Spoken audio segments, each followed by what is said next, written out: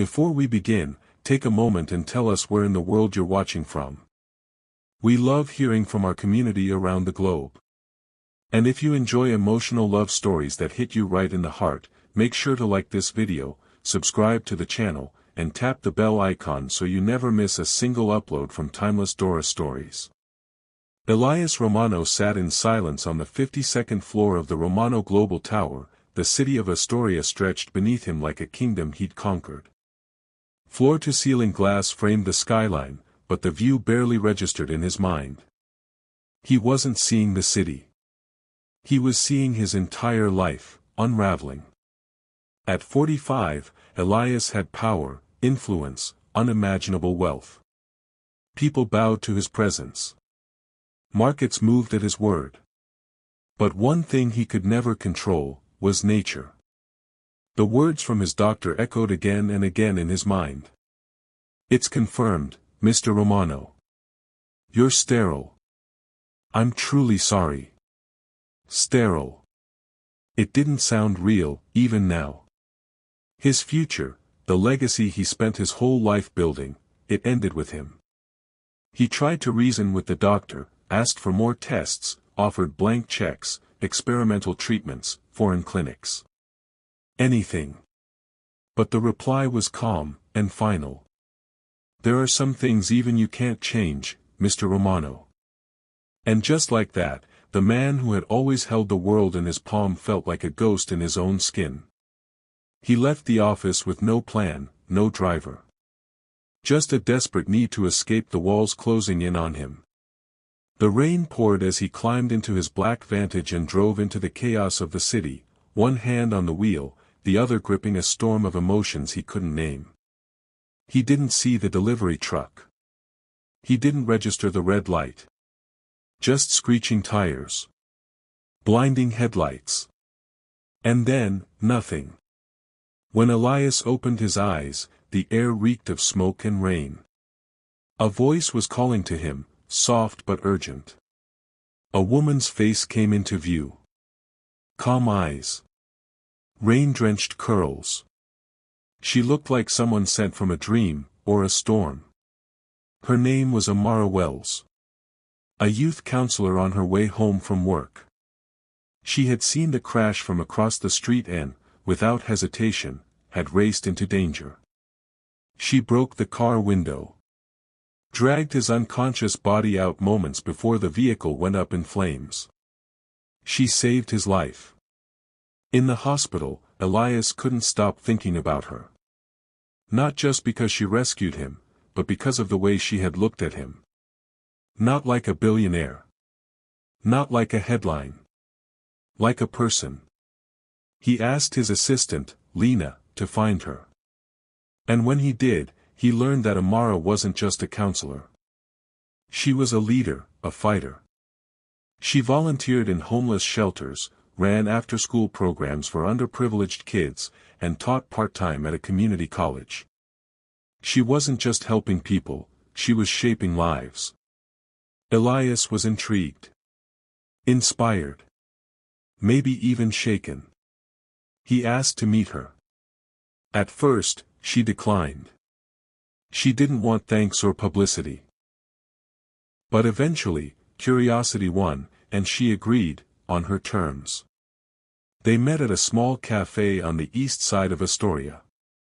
Nothing fancy. Just chipped ceramic mugs and warm light.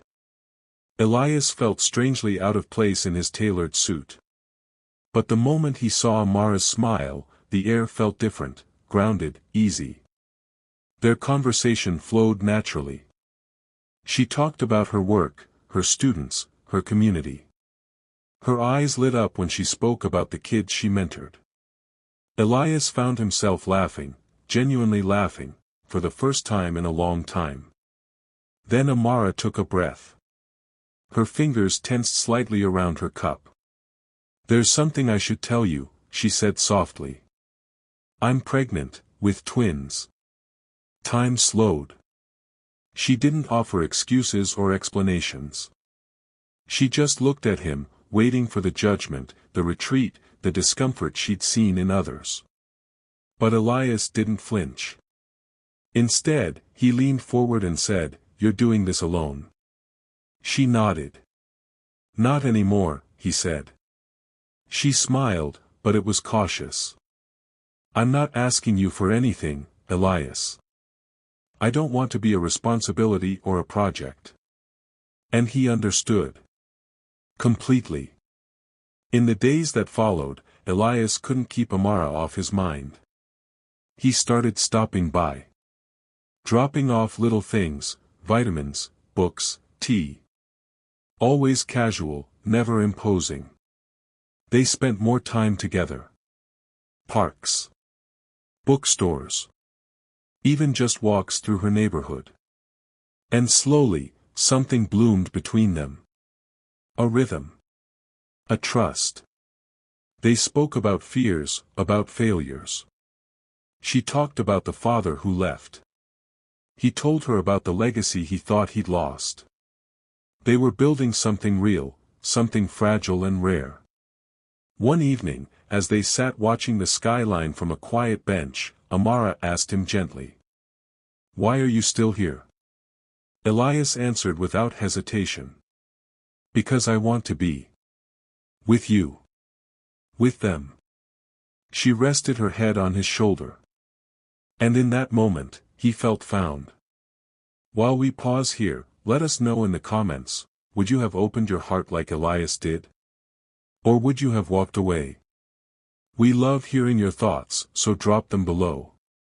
And if you're still with us, show us by liking this video and sharing it with someone who believes in second chances. Weeks passed. Then one morning, in the middle of a board meeting, Elias's phone rang. It was the hospital. Amara had gone into labor. She was only 7 months along. He didn't ask for permission. He just stood, grabbed his coat, and ran. His mind raced faster than the car. Every red light felt like a lifetime. When he reached the hospital, Amara was pale and in pain, but her eyes lit up when she saw him. "I'm here," he said, gripping her hand. "I'm not leaving." Hours dragged on. Machines beeped. Nurses moved fast. Finally, a nurse approached. "Mr. Romano, you have 2 daughters." He followed her into the neonatal ICU. The sight took his breath away. Tiny. Fragile. Wrapped in tubes and wires. Fighting. "This is Nova," the nurse whispered. "And this is Solara." He placed his hands on the glass of each incubator, his voice trembling. "Hi, Nova. Hi, Solara. Daddy's here." From that day forward, Elias never left the NICU. He read stories, sang lullabies, memorized the sound of every monitor. He spoke to them constantly, even when they were asleep. Your dad used to think love had rules.